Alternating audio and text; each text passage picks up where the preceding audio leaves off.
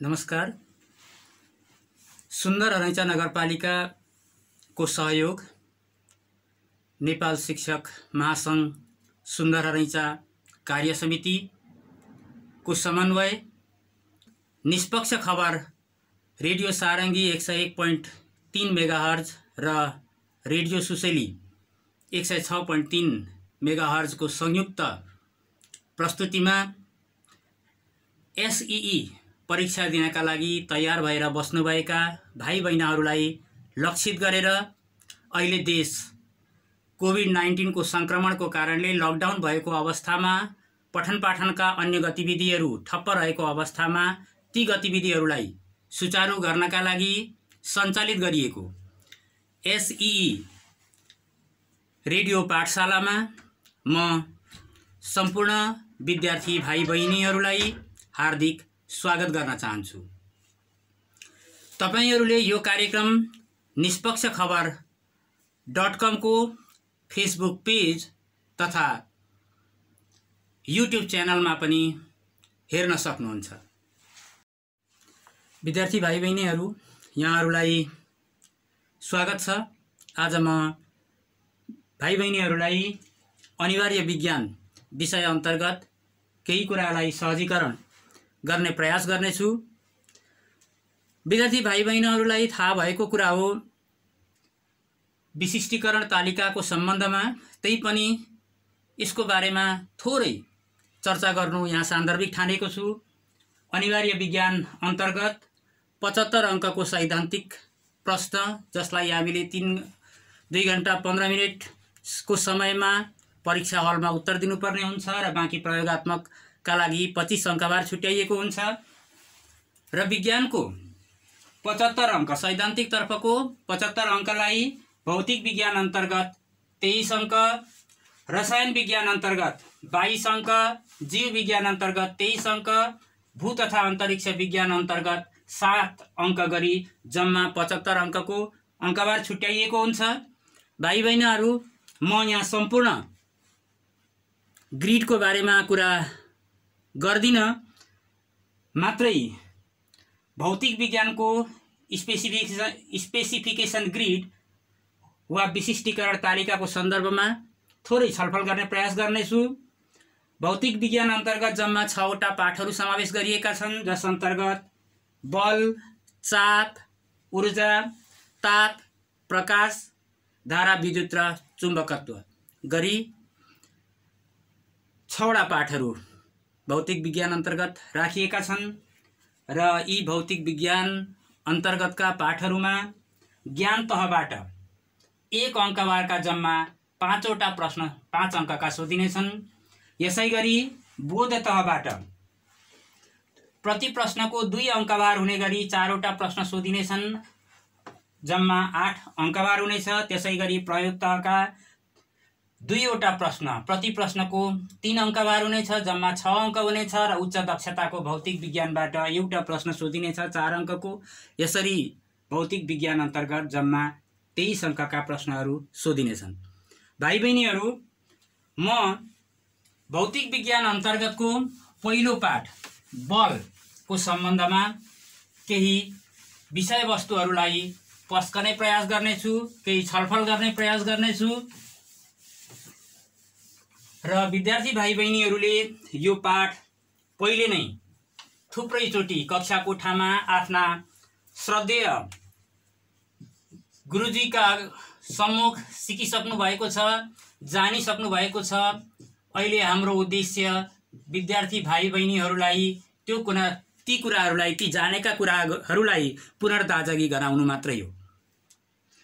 विद्यार्थी भाइ बहिनीहरू, हामीलाई थाहा छ बल अन्तर्गत हामीले सबैभन्दा पहिले पढ्नुपर्ने, म विशेष गरेर सम्पूर्ण विषयवस्तुका कुरा भन्दा पनि परीक्षामा सोध्न सकिने सम्भावित प्रश्नहरूलाई लक्षित गरेर अगाडि बढ्ने प्रयास गरिरहेको छु।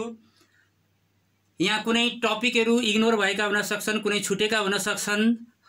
यसलाई चाहिँ परीक्षाको तयारीको हिसाबले बुझिदिनु हुनका लागि पनि म विनम्र अनुरोध गर्दछु। र हामीले सबैभन्दा हामीलाई सोध्न सक्ने सम्भावित प्रश्नमध्ये बल अन्तर्गत गुरुत्वाकर्षण बल हो।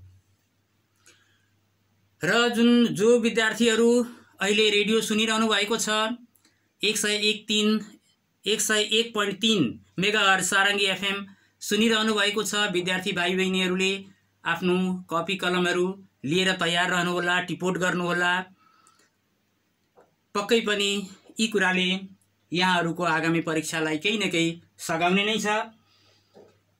सबैभन्दा पहिले गुरुत्वाकर्षण बल भनेको के हो? भाइ बहिनीहरू, कुनै एउटा वस्तुले अर्को वस्तुलाई आकर्षण गर्ने बललाई नै गुरुत्वाकर्षण बल भनिन्छ। गुरुत्वाकर्षण बल भनेको, मैले पुनः दोहोर्याउन चाहे, कुनै एउटा वस्तुले अर्को वस्तुलाई आकर्षण गर्ने बललाई गुरुत्वाकर्षण बल भनिन्छ। यो हामीलाई एक प्रश्न अन्तर्गत, बोध अन्तर्गत सोध्न सकिने प्रश्न हो। यसैगरी गुरुत्वाकर्षणको बलको प्रभाव ठोस वस्तुमा बढी हुन्छ कि तरल वस्तुमा बढी हुन्छ भन्ने पनि प्रश्न सोध्न सकिन्छ, प्रश्न आउन सक्छ भाइ बहिनीहरू। त्यसो हुँदा गुरुत्वाकर्षण बलको प्रभाव केमा बढी पर्छ होला? भाइ बहिनीहरूले पढ्नु भएको छ, जान्नु भएको छ, पक्कै पनि यसको उत्तर गुरुत्वाकर्षण बलको प्रभाव तरल पदार्थमा बढी पर्छ। भाइ बहिनीहरूलाई थाहा छ समुद्रमा ज्वार उठ्छ। कहिलेकाहीँ प्रश्नहरू यसरी पनि सोधिन्छ, समुद्रमा ज्वार किन उठ्छ भन्दा हामीलाई थाहा भएको कुरा हो। हामीले धेरैचोटि कक्षा कोठामा छलफल गरेका विषयवस्तुहरू हो नि।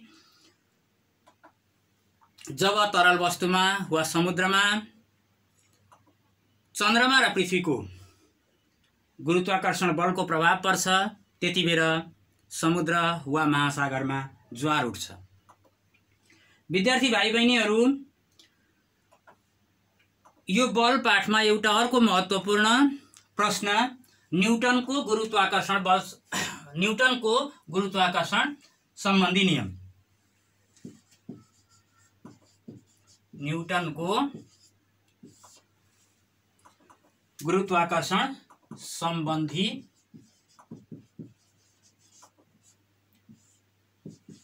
नियम। यो अत्यन्त महत्त्वपूर्ण शीर्षक हो, हामीले नजानी नहुने हो। तपाईहरुलाई पक्कै पनि मैले विश्वास गरेको छु यो न्युटनको गुरुत्वाकर्षण सम्बन्धी नियम विद्यार्थी भाइ बहिनीहरूलाई थाहा छ। हामी यसलाई तपाईहरुको पुनर्ताजगीका लागि यहाँ दोहोर्याउन गइरहेका छौं।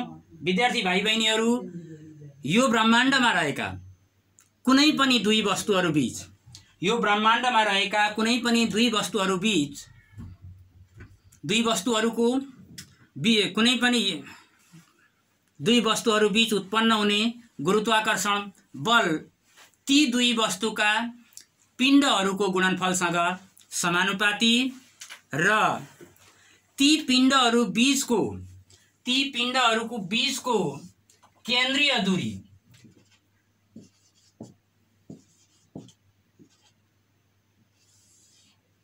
को वर्गसँग व्युत्क्रमानुपाती हुन्छ। विद्यार्थी भाइ बहिनीहरू, यदि दुईवटा पिण्डहरू छन्, एउटाको पिण्ड m1 छ, अर्को वस्तुको पिण्ड m2 छ भने गुरुत्वाकर्षण सम्बन्धी नियम अनुसार यी दुई वस्तु बीच उत्पन्न हुने गुरुत्वाकर्षण बल यो पिण्ड m1 र यो पिण्ड m2 को गुणनफलसँग समानुपातिक हुन्छ र यी दुई वस्तु बीचको केन्द्रीय दूरीको वर्गसँग व्युत्क्रमानुपाती हुन्छ। यो हाम्रो न्युटनको गुरुत्वाकर्षण सम्बन्धी नियम हो। यसलाई पनि एक अङ्कमा नै सोध्न सक्छ। त्यसकारणले विद्यार्थी भाइ बहिनीहरूले यसलाई जान्न जरुरी छ। पक्कै पनि विद्यार्थी भाइ बहिनीहरूले जान्नु भएको छ होला। र न्युटनको गुरुत्वाकर्षण सम्बन्धी नियम अनुसार F बराबर G m1 m2 upon d square सूत्र प्रतिपादन हुन्छ। यहाँबाट सूत्र निकाल्न सकिन्छ। यो सूत्र निकाल्ने एक अङ्कभारमा नआउने हुनाले यसलाई केही क्षण पछाडि यो सूत्रलाई कसरी निकाल्न सकिन्छ भन्ने छलफल गर्नेछौँ। अहिलेलाई मैले यो सूत्र मात्रै लेखेँ। र अर्को कुरा, यो गुरुत्वाकर्षण सम्बन्धी नियमलाई विश्वव्यापी नियम भनिन्छ भाइ बहिनीहरू। यसलाई विश्वव्यापी नियम किन भनिएको? थुप्रै सिद्धान्तहरू छन्, थुप्रै नियमहरू छन्, तर न्युटनको गुरुत्वाकर्षण सम्बन्धी नियमलाई नै विश्वव्यापी नियम भन्नुको कारण के होला? भाइ बहिनी हो, न्युटनको गुरुत्वाकर्षण सम्बन्धी नियम विश्व ब्रह्माण्डको जुनसुकै ठाउँमा, चाहे त्यो पृथ्वी होस्, चाहे कुनै अन्तरिक्षमा होस्, र जतिसुकै सानो वस्तु होस् वा जतिसुकै ठुलो वस्तु होस्, जस्तोसुकै वस्तुमा जुनसुकै ठाउँमा समान रूपले यो न्युटनको गुरुत्वाकर्षण सम्बन्धी नियम लागू हुन्छ। सबै ठाउँमा सबै वस्तुमा लागू हुने भएकाले न्युटनको यो गुरुत्वाकर्षण सम्बन्धी नियमलाई विश्वव्यापी नियम भनिएको।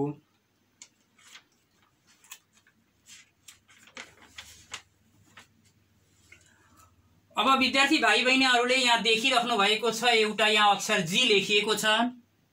F बराबर जी m1 m2 upon d square. यो जी के हो त? जी हामीलाई थाहा छ, यो जी भनेको गुरुत्वाकर्षण अचर हो। विद्यार्थी भाइ बहिनीहरू, यो जी भनेको गुरुत्वाकर्षण अचर हो।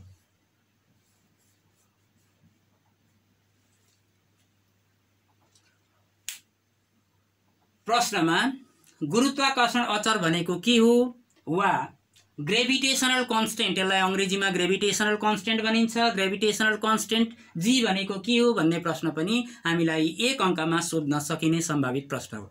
त्यसैले भाइ बहिनीहरू, तपाईहरुले यो सूत्रबाट पनि यो जी को मान सजिलै निकाल्न सक्नुहुन्छ। गुरुत्वाकर्षण अचर भनेको के हो भने 1 किलोग्राम पिण्ड भएका, मानौ यहाँ तपाईको F बराबर जी m1 m2 upon d square छ। यो m1 यसको पिण्ड पनि m1 पनि 1 केजी छ र m2 पनि 1 केजी नै छ र यी वस्तुबीचको केन्द्रीय दूरी पनि यदि 1 मिटर छ भने के हुन्छ होला एकपल्ट हेरौं त।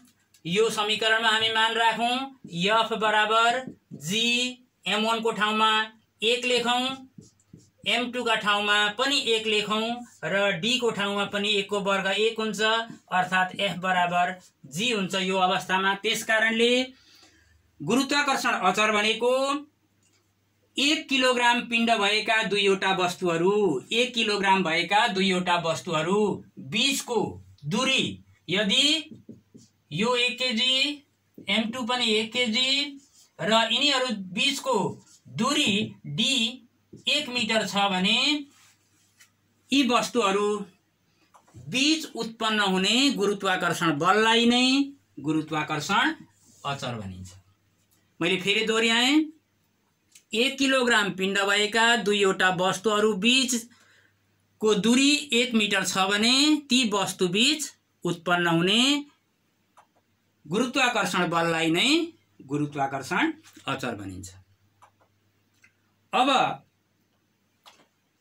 गुरुत्वाकर्षण अचरको मान कति हो भन्ने हामीलाई एक अंक वा बोध तहमा सोध्न सकिने अर्को प्रश्न हो। त्यसकारणले विद्यार्थी भाइ बहिनीहरू, जी को मान म यहाँ बोर्डमा लेख्दै छु। यसको मान रेडियो सुनिरहने भाइ बहिनीहरूले पनि टिपोट गर्नु होला। तपाईहरुलाई थाहा हुनुपर्छ पक्कै पनि 6.67 × 10⁻⁻11 न्यूटन मिटर स्क्वायर पर केजी स्क्वायर। मैले फेरि यसको गुरुत्वाकर्षण अचरको एक पटक मान फेरि भन्न गइरहेको छु। जी को मान 6.67 × 10⁻⁻11 न्यूटन मिटर स्क्वायर पर केजी स्क्वायर।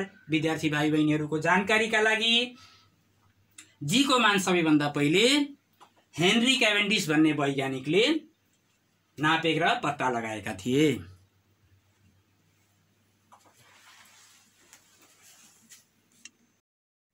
विद्यार्थी भाइ बहिनीहरू, अब हामी बल विषयमा बल पाठ अन्तर्गत नै अर्को शीर्षक गुरुत्व बल शीर्षक अन्तर्गत गइरहेका छौँ। हामीलाई बोध तहमा सोध्न सकिने एउटा प्रश्न गुरुत्व बल भनेको के हो भन्ने पनि एउटा प्रश्न हुन सक्छ। ध्यान दिएर सुन्नुहोस्। यसको उत्तर यस प्रकार हुन्छ। पृथ्वी ग्रह वा कुनै पनि ग्रह वा कुनै उपग्रह पनि हुन सक्छन्। कुनै ग्रह वा उपग्रहले आफ्नो गुरुत्वाकर्षण क्षेत्रभित्र रहेका कुनै पनि वस्तुलाई आफ्नो केन्द्रतिर आकर्षित गर्ने बललाई गुरुत्वाकर्षण बल भनिन्छ। कुनै पनि वस्तुलाई कुनै पनि ग्रह वा उपग्रहहरूले आफ्ना केन्द्रतिर आकर्षित गर्छन् र त्यो आकर्षित गर्ने बललाई नै गुरुत्व बल भनिन्छ। गुरुत्व बलको सूत्र F बराबर G, यो क्यापिटल M, यो स्मल m र यो R स्क्वायर। यहाँ अघि हामीले दुईवटा पिण्डहरू M1 र M2 मानेका थियौँ। यी बीचको दूरीलाई हामीले D भनेका थियौँ। अहिलेको कुरो चाहिँ एउटा ठुलो ग्रह छ, त्यसको नजिकमा एउटा सानो पिण्ड भएको हुनाले यो ठुलो ग्रहको पिण्डलाई हामीले M मान्यौँ र सानो वस्तुको पिण्डलाई स्मल m सानो m मान्यौँ। र यो ग्रहको पिण्डको तुलनामा पिण्डको अर्धव्यासलाई नै यी दुई वस्तु बीचको दूरी मान्नका लागि यो R भनेको चाहिँ जुन ग्रह वा उपग्रह हो त्यसको अर्धव्यास हो। किनभने यहाँ राखिएको वस्तु यो ठुलो पिण्डको अर्धव्यासको तुलनामा अत्यन्त सानो हुन्छ, त्यसले कुनै तात्विक फरक पार्दैन। त्यसकारणले यहाँ गुरुत्व बलको मान अघिल्लै सूत्र अनुसार F G M1 M2 upon D स्क्वायरकै सूत्रमा D को ठाउँमा R राखियो, यो M1 को ठाउँमा स्मल m राखियो र M2 को ठाउँमा सानो m स्मल m राखियो र त्यहीबाट यो सूत्र निकालिएको। विद्यार्थी भाइ बहिनीहरू, अब हामीले यहाँबाट गुरुत्व बललाई के कुराले असर गर्दो रहेछ भन्ने कुरा थाहा पाउन सक्छौँ। हामीले यही सूत्रबाट गुरुत्व बललाई हामीले यो सूत्र हेरेर, यो G भनेको गुरुत्वाकर्षण अचर हो, यसको मान सधैँ स्थिर हुन्छ। केले असर गर्दो रहेछ त भन्दाखेरि यो m भनेको के हो त? m भनेको के हो? ग्रह वा उपग्रहको पिण्ड। एउटा कुरा, गुरुत्व बललाई असर गर्ने तत्त्व के रहेछ? ग्रह वा उपग्रहको पिण्ड। अर्को यो के हो त भन्दा यो क्यापिटल R भनेको के हो? ग्रह वा उपग्रहको अर्धव्यास।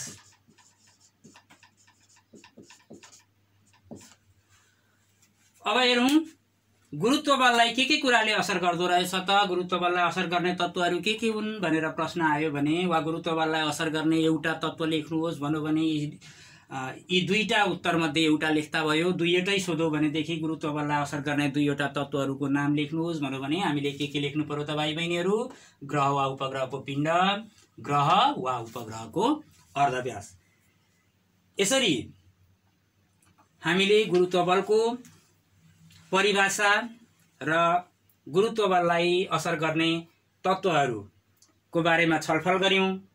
अब गुरुत्व बल हामीले यहाँ भनेका छौँ ग्रह वा उपग्रह, सुरुमा पृथ्वी भने लेखे तापनि यो सबै अन्य ग्रह वा उपग्रहमा पनि लागू हुने कुरा हो।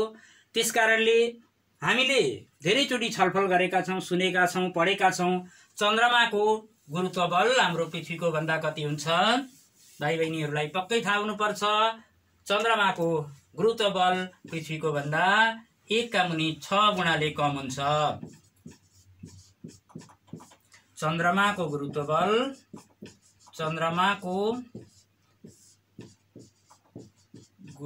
बल पृथ्वीको भन्दा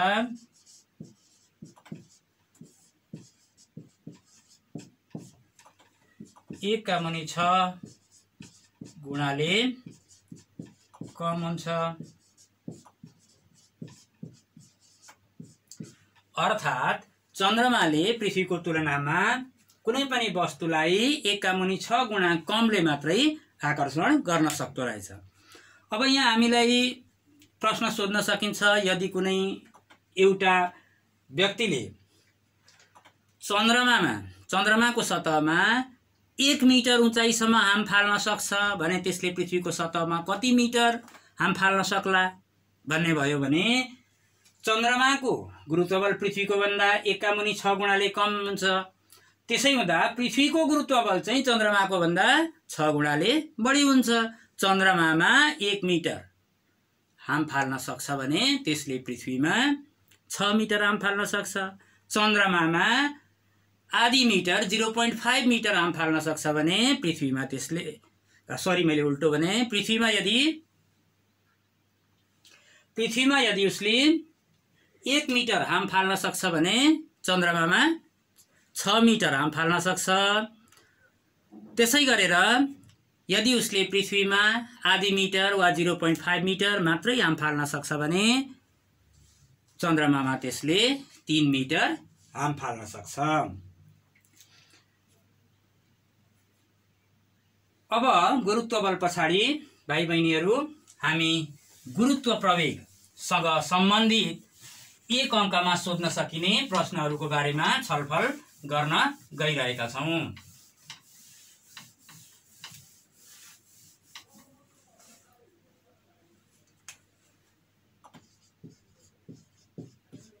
गुरुत्व प्रवेग, यसलाई अंग्रेजीमा एक्सेलरेसन ड्यू टू ग्रेभिटी पनि भनिन्छ।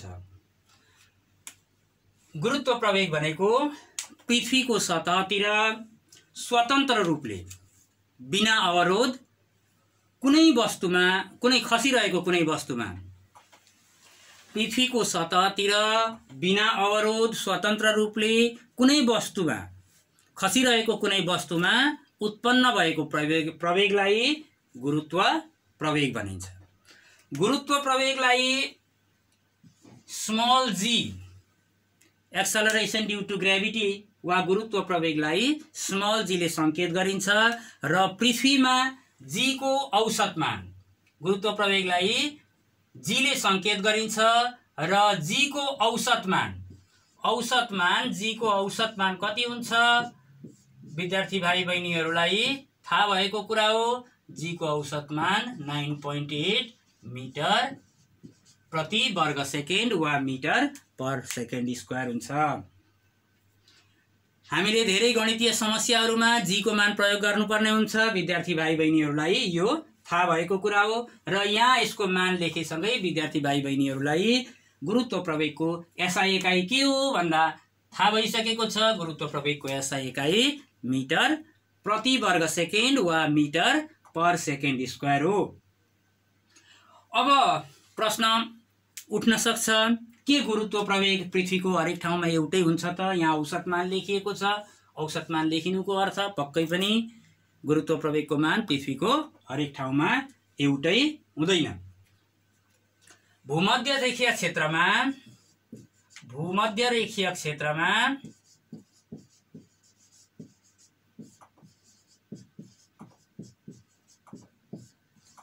जी वा गुरुत्व प्रवेगको मान 9.78 मिटर पर सेकेन्ड स्क्वायर हुन्छ भने ध्रुवीय क्षेत्रमा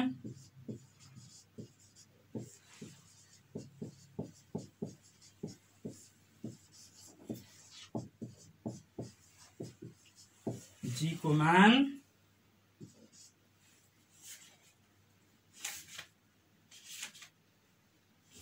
9.83 हुन्छ।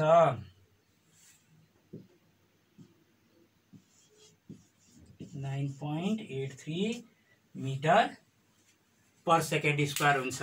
भाइ बहिनी हो, भूमध्य रेखीय क्षेत्रमा जी को मान 9.78 मिटर पर सेकेन्ड स्क्वायर, ध्रुवीय क्षेत्रमा जी को मान 9.83 मिटर पर सेकेन्ड स्क्वायर र त्यसै कारणले यी दुवैको बीचको मान औसत मान जी को मान 9.8 मिटर पर सेकेन्ड स्क्वायर हुन्छ।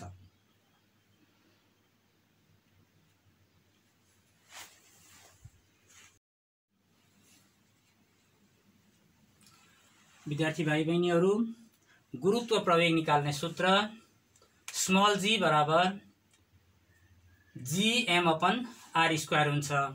यो सूत्र कसरी आयो भन्ने कुराहरू छँदैछ। यो सूत्र कसरी निकाल्न सकिन्छ यो पनि हाम्रो पाठ्यवस्तुभित्र नै पर्दछ, तर हामीलाई एक अङ्क भारका प्रश्नहरूमा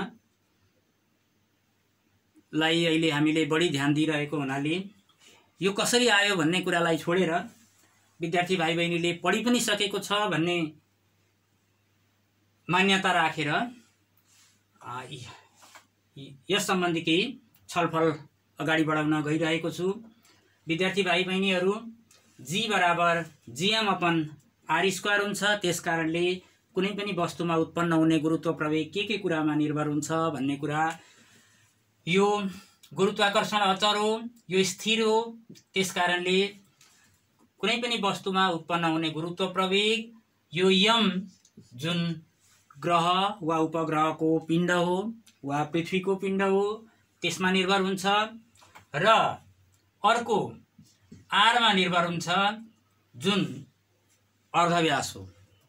पृथ्वीको अर्धव्यास हुन सक्छ, कुनै ग्रह वा उपग्रहको अर्धव्यास पनि हुन सक्छ। अब गुरुत्व प्रवेग अघि हामीले छलफल गर्यौं, भूमध्य रेखीय क्षेत्रमा भिन्नै मान छ, ध्रुवीय क्षेत्रमा भिन्नै मान छ। किन त्यसो भयो होला भन्दा हामीलाई के थाहा छ भने पृथ्वी पूर्ण रूपमा गोलो छैन। त्यसकारणले पृथ्वीको अर्धव्यास सबै ठाउँमा एकै छैन, समान छैन। पृथ्वीको अर्धव्यास फरक फरक भएको कारणले गर्दा पृथ्वीका फरक फरक ठाउँमा गुरुत्व प्रवेगको मान फरक फरक भएको। अब हामी एक अङ्कमा सोध्न सकिने सम्भावित विषयवस्तुहरूलाई मात्रै औल्याइरहेका छौँ अहिले, र त्योभन्दा पछाडि हाम्रो एउटा शीर्षक छ पिण्ड, अङ्ग्रेजीमा यसलाई मास भनिन्छ। हामीले धेरै अघिल्ला कक्षाहरूदेखि पिण्डको परिभाषाका बारेमा हामी जानकार छौँ। म पुनः दोहोर्याउन गइरहेको छु। कुनै पनि वस्तुमा भएको पदार्थको परिमाणलाई पिण्ड भनिन्छ। कुनै पनि वस्तुमा भएको पदार्थको परिमाणलाई पिण्ड भनिन्छ। अब पिण्डको एकाइ के हो त भन्दा एसआई एकाइ के हो, पिण्डको एसआई एकाइ के हो भन्ने पनि सम्भावित एउटा प्रश्न हुन सक्छ। पिण्डको एसआई एकाइ किलोग्राम हो। केले नापिन्छ त, नाप्ने साधन के हो, नाप्ने यन्त्र के हो भन्ने प्रश्न हुँदा पिण्डलाई कुन तराजुले नापिन्छ? भौतिक तराजुले नापिन्छ।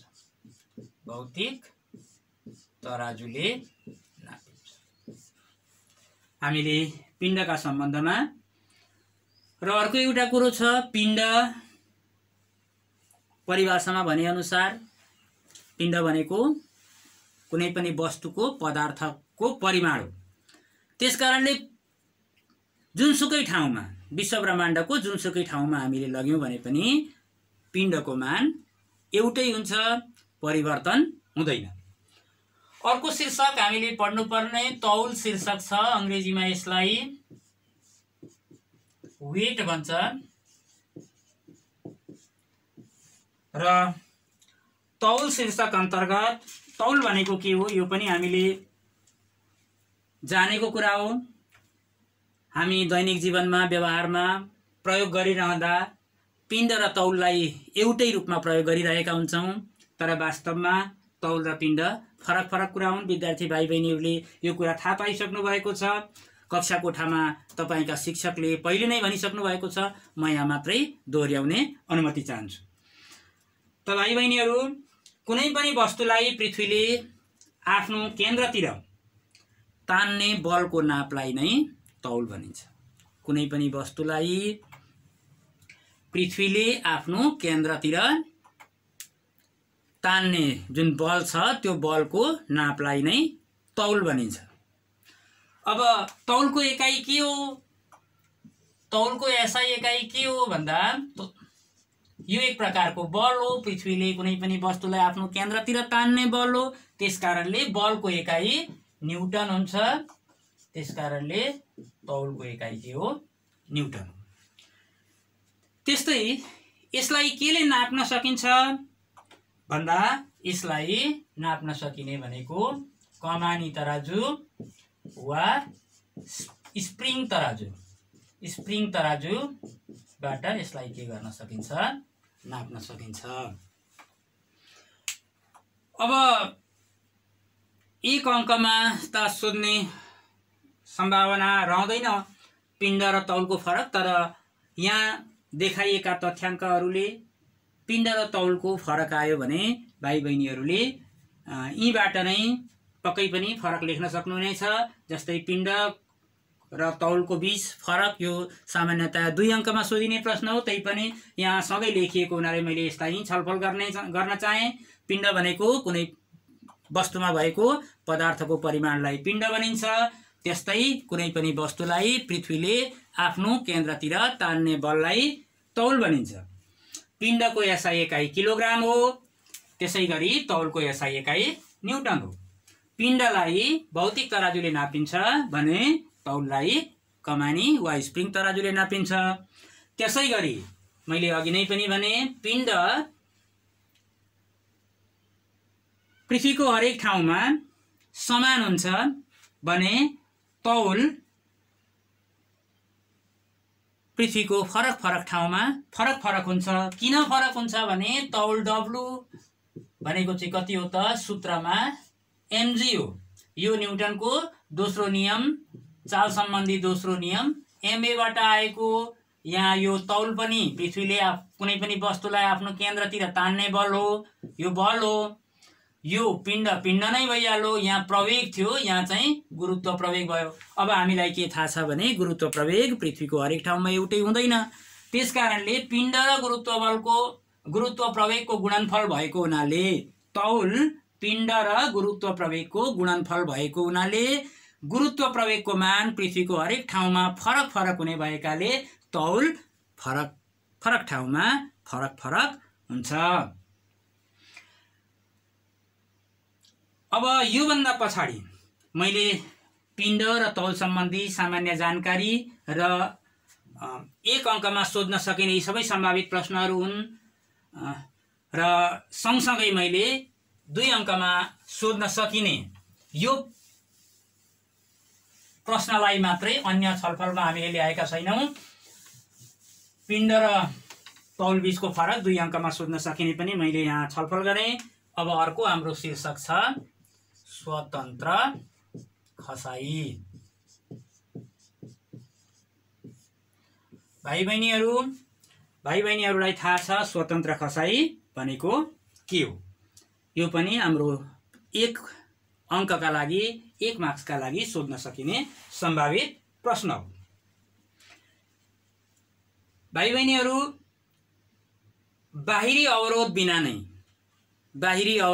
बिना नै वा भनौँ त्यहाँ हावाको पनि उपस्थिति नभएको अवस्थामा यदि कुनै वस्तु गुरुत्व प्रवेगकै गतिमा तल खसिरहेको छ भने त्यो खसाइलाई के भनिन्छ? स्वतन्त्र खसाई भनिन्छ। मैले फेरि दोहोऱ्याउन चाहेँ, बाहिरी अवरोध बिना नै कुनै वस्तु गुरुत्व प्रवेगको गतिमा खसिरहेको छ भने त्यस्तो खसाइलाई स्वतन्त्र खसाई भनिन्छ। मैले अघि पनि जोडेँ, स्वतन्त्र खसाई हुनका लागि के हुनु भएन? बाह्य अवरोध हुनु भएन वा त्यहाँ हावाको अवरोध हुनु भएन। भाइ बहिनीहरू कहिलेकाहीँ प्रश्न सोध्न सक्छ स्वतन्त्र खसाईको लागि शर्त के छ वा त्यसको आवश्यक शर्त के हो भन्दा त्यहाँ के हुनु भएन, बाह्य अवरोध हुनु भएन वा हावाको अवरोध हुनु भएन वा त्यहाँ वायु शून्य हुनु पर्यो। त्यसै गरेर भाइ बहिनीहरूले प्वाख र सिक्काको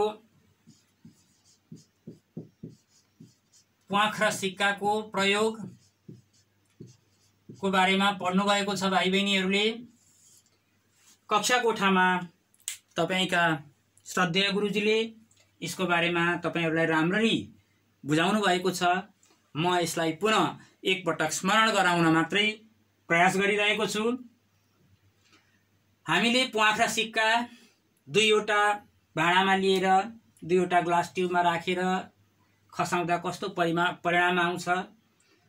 यदि वायु हुँदा पहिले सिक्का तल झर्छ, त्यसपछि प्वाख। तर हामीले ती दुवै ग्लास ट्युबलाई वायु शून्य बनायौं वा हावाको अवरोधलाई हटायौं भने त्यहाँ प्वाख र सिक्का सँगै झर्छ। त्यसकारणले तपाईहरुलाई प्रश्न सोध्न सक्छ, प्वाख र सिक्काको प्रयोगको निष्कर्ष चाहिँ के हो त? त्यसो हुँदा भाइ बहिनीहरू, जब ती दुईटा ग्लास ट्युबलाई वायु शून्य बनाइयो, जब त्यहाँ भित्रको वायु हटाइयो, हावा हटाइयो, त्यो बेलामा के गरे त? ती दुवै वस्तु सँगै झरे। अर्थात् तिनीहरू दुवै वस्तुमा समान गुरुत्व प्रवेग उत्पन्न भयो। हामीले प्रश्नको उत्तर यसरी लेख्न सक्छौं, स्वतन्त्र रूपले समान रूपले खसिरहेका वस्तुहरूमा समान गुरुत्व प्रवेग हुन्छ। किनभने त्यो ग्लास ट्युबमा के गरिएको थियो त? पछिल्लो चरणमा हावा हटाइएको थियो। त्यसकारणले गर्दा दुवै वस्तुहरू, प्वाख पनि सिक्का पनि के गरिरहेका थिए? स्वतन्त्र रूपले खसिरहेका थिए। त्यहाँ कुनै अवरोध थिएन। यो हाम्रो प्वाख र सिक्काको प्रयोगको निष्कर्ष हो। अब भाइ बहिनीहरू, तौलविहीनता,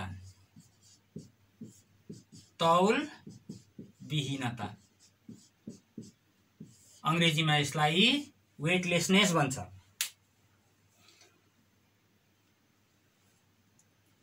तौलविहीनता भनेको के हो भन्ने प्रश्न पनि हाम्रा लागि 1 अंकका लागि सोधिने प्रश्न मध्येको सम्भावित एउटा प्रश्न हो। स्वतन्त्र खसाइको, यसको उत्तरमा भन्न गइरहेको छु विद्यार्थीहरू, ध्यान दिएर सुन्नुहोला। स्वतन्त्र खसाइको अवस्थामा रहेको वा भनौं गुरुत्व प्रवेग जी को मान शून्य अवस्थामा रहेको अवस्थामा कुनै पनि वस्तुको तौल शून्य हुन्छ र यो अवस्थालाई नै तौलविहीनता भनिन्छ। किनभने हामीले तौल W भनेको कति हो त? mg हो। यहाँ यो m कहिल्यै परिवर्तन हुँदैन। तर यदि g को मान चाहिँ शून्य भयो, गुरुत्व प्रवेगको मान चाहिँ शून्य भयो भने त्यो बेलामा त्यो वस्तुको तौल कति हुने भयो त? यदि यो g को मान शून्य भयो, शून्यले कुनै पनि अंकलाई गुणा गर्ने हो भने त्यो शून्य हुन्छ र त्यो अवस्था नै के हो त? तौलविहीनताको अवस्था हो। तौलविहीनता भनेको के हो भनौं भने स्वतन्त्र खसाइको अवस्थामा रहेको गुरुत्व प्रवेगको मान शून्य रहेको अवस्थामा वस्तुको तौल शून्य हुन्छ। यो अवस्थालाई नै तौलविहीनता भनिन्छ। अब तौलविहीनता हुनका लागि के आवश्यक छ भन्ने प्रश्न पनि अर्को प्रश्न सोध्न सम्भावित प्रश्नहरू। त्यसका लागि तपाईहरुले के भन्नु पर्यो? तौलविहीनता हुनका लागि गुरुत्व प्रवेगको मान शून्य हुनुपर्छ। हस्त भाइ बहिनीहरू, आज हामीले बल पाठ अन्तर्गत बोध तहका अंक 1 मा सोध्न सकिने सम्भावित प्रश्नहरू र तिनका उत्तरहरूमा माथि छलफल गर्यौं। आशा छ भाइ बहिनीहरूका लागि पक्कै पनि उपयोगी हुनेछन् र आजको कक्षा यही समाप्त गर्ने अनुमति माग्दै आगामी कक्षाहरूमा यसै पाठसँग 2, 3 र 4 सँग सम्बन्धित प्रश्नहरूको बीचमा छलफल गर्ने प्रतिबद्धता गर्दै बिदा हुन चाहन्छु। हस्त, नमस्कार।